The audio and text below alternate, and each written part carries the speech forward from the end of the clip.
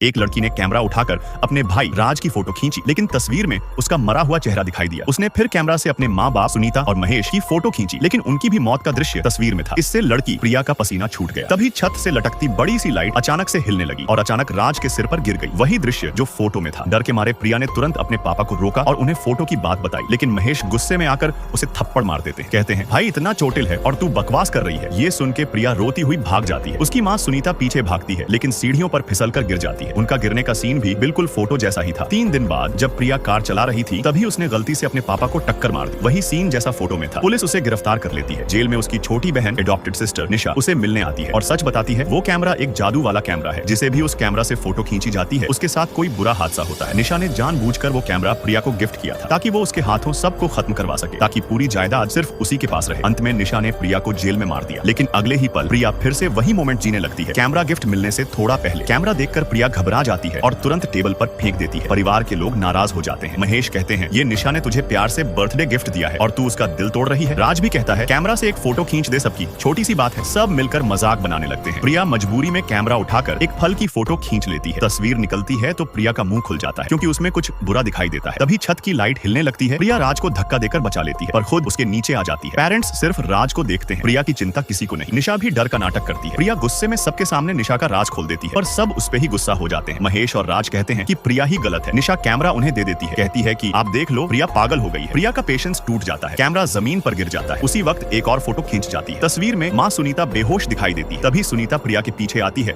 और सीढ़ियों से गिर जाती है, बिल्कुल तस्वीर जैसा। सब लोग दौड़ कर आते हैं। महेश चिल्लाता है, ये लड़की ही सबका नुकसान लाई है। वो सुनीता को हॉस्पिटल ले जाता है। थोड़ी देर बाद राज हॉस्पिटल से आता है, कहता है, माँ की हालत सीरियस है, तू हॉस्पिटल जा देखने। पर प्रिया समझ गई थी, पिछली बार भी यही रूट उसके लिए मनहूस साबित हुआ था। कार एक्सीडेंट, पापा की मौत, जेल, वो मना करती है, पर राज जबरदस्ती पार्किंग तक ले जाता है। प्रिया कंडीशन रखती है, मैं सिर्फ तब हॉस्पिटल जाऊंगी अगर निशा कार चलाएगी। राज मान जाता है। रोड पर जाते वक्त राज कैमरा की बात करता है, इतना भी क्या राज है इसमें। कहते हैं, चल निशा, तुझे एक फोटो खींचनी है, आज तो तुझे याद रहेगा। प्रिया घबरा कर कहती है, भैया मत खींचो, पर फोटो खींच जाती है और अगले ही पल निशा गलती से महेश को कार से टक्कर मार देती है। सब लोग घबरा जाते हैं। महेश जमीन पर होता है, खून से लथपथ। राज बेहोश हो जाता है। महेश आंख खोल के कहता है, प्रिया तू थी ड्राइवर सीट पर। प्रिया रोकर कहती है, मैं नहीं थी। निशा एक्टिंग करती है, दीदी आप ही तो ड्राइव कर रही थी, मैं तो पीछे थी। प्रिया कहती है, फोटो राज भैया ने फोटो खींची थी। राज होश में आता है। प्रिया कहती है, भैया फोटो देखो। राज फोटो देखता है और फिर कहता है, तू झूठ बोल रही है। प्रिया शॉक में रहती है, कैसे हो सकता है, फोटो में क्लियरली